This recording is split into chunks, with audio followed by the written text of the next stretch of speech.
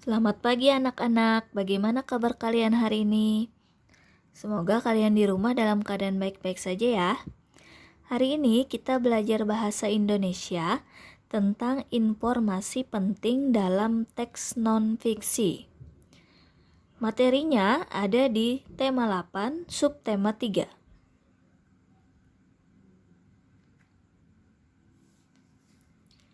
Informasi dapat ditemukan dari surat kabar, majalah, buku, atau internet. Setiap bacaan memuat inti masalah.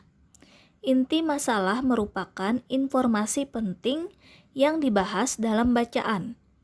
Informasi penting dalam bacaan meliputi 1. Objek yang dibicarakan, yaitu apa. 2. Berkaitan dengan orang yang ada dalam pembicaraan, yaitu siapa. 3. Berkaitan dengan waktu, yaitu kapan. 4. Berkaitan dengan tempat, yaitu di mana. 5. Berkaitan dengan alasan, yaitu mengapa.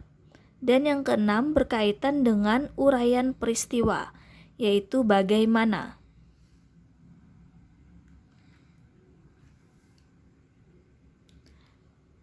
Nah, di sini sudah ada contoh teks bacaan yang berjudul Hari Air Sedunia. Hari Air Sedunia atau World Water Day diperingati setiap tanggal 22 Maret. Hari Air Sedunia mengingatkan kita tentang pentingnya kesadaran akan krisis air sedunia. Salah satu agenda dalam Hari Air Sedunia ini adalah memastikan setiap orang di seluruh negara mendapatkan akses air bersih. Persediaan air bersih semakin berkurang disebabkan oleh beberapa faktor. Pertama, banyak industri yang membuang limbah ke sungai. Kedua, banyak lahan hijau yang kini dibangun untuk permukiman dan industri. Ketiga, banyak pohon ditebangi. Perilaku-perilaku tersebut membuat air tidak bisa diserap oleh tanah. Dengan demikian, persediaan air di dalam tanah akan berkurang. Berkurangnya persediaan air di dalam tanah menyebabkan cadangan air bersih berkurang. Sumber-sumber air akan cepat mengering pada musim kemarau. Akibatnya, masyarakat sulit mendapatkan air bersih. Kurangnya cadangan air bersih dapat menyebabkan banyak penyakit. Penyakit akibatnya kurang air bersih antara lain penyakit diare, tipes, polio, dan cacingan. Jika persediaan air langka, para petani tidak bisa melakukan irigasi sehingga petani bisa gagal panen. Ada beberapa tindakan yang dapat dilakukan untuk mengurangi krisis air bersih. Pertama, menggunakan air seperlunya. Kedua, memperbaiki kualitas air dengan tidak mencemari lingkungan. Ketiga, memanfaatkan air hujan dengan cara membuat peresapan air hujan ke dalam tanah.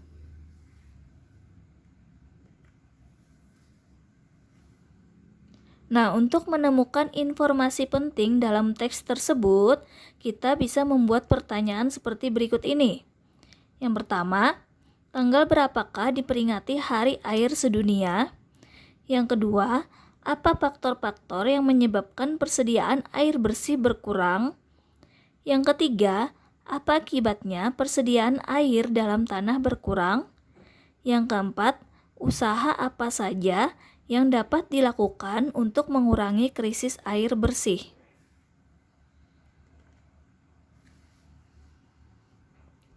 Dari pertanyaan tersebut dapat kita jawab. Yang pertama adalah tanggal 22 Maret. Yang kedua, banyak industri yang membuang limbah ke sungai. Banyak lahan hijau yang kini dibangun untuk permukiman dan industri. Yang ketiga, banyak pohon ditebangi. Sedangkan jawaban yang nomor 3, akibatnya cadangan air bersih berkurang sehingga masyarakat sulit mendapatkan air bersih. Jawaban yang keempat, menggunakan air seperlunya, memperbaiki kualitas air dengan tidak mencemari lingkungan, memanfaatkan air hujan dengan cara membuat peresapan air hujan ke dalam tanah.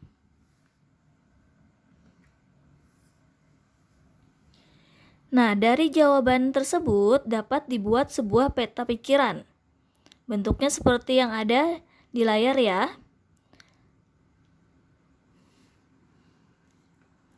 Sini adalah judulnya Hari Air Sedunia.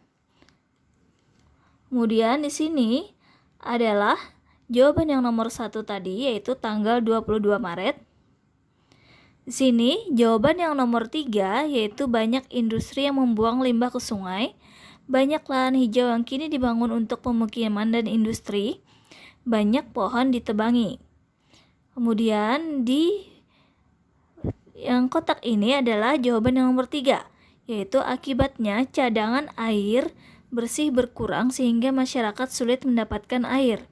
Sedangkan yang di kotak di bawah adalah jawaban yang nomor 4, yaitu menggunakan air seperlunya, memperbaiki kualitas air dengan tidak mencemari lingkungan, dan memanfaatkan air hujan dengan cara membuat peresapan air hujan ke dalam tanah.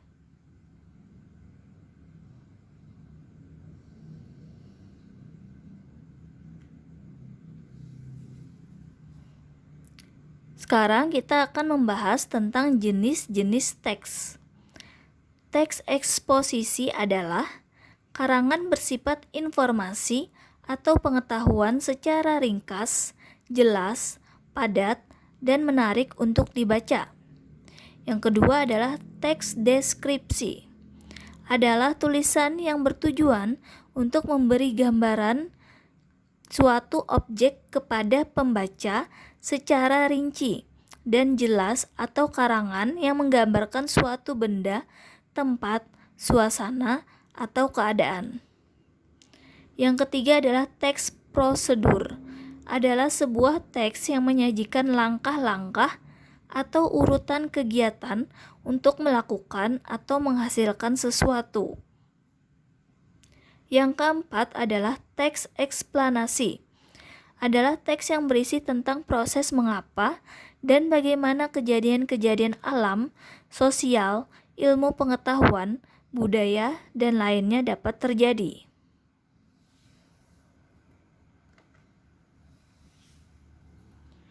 Nah, untuk tugas kalian hari ini, kerjakan LKS tematik halaman 79, bagian Bahasa Indonesia nomor 1-5. Kerjakan langsung di LKS dengan memberi silang pada salah satu jawaban yang benar.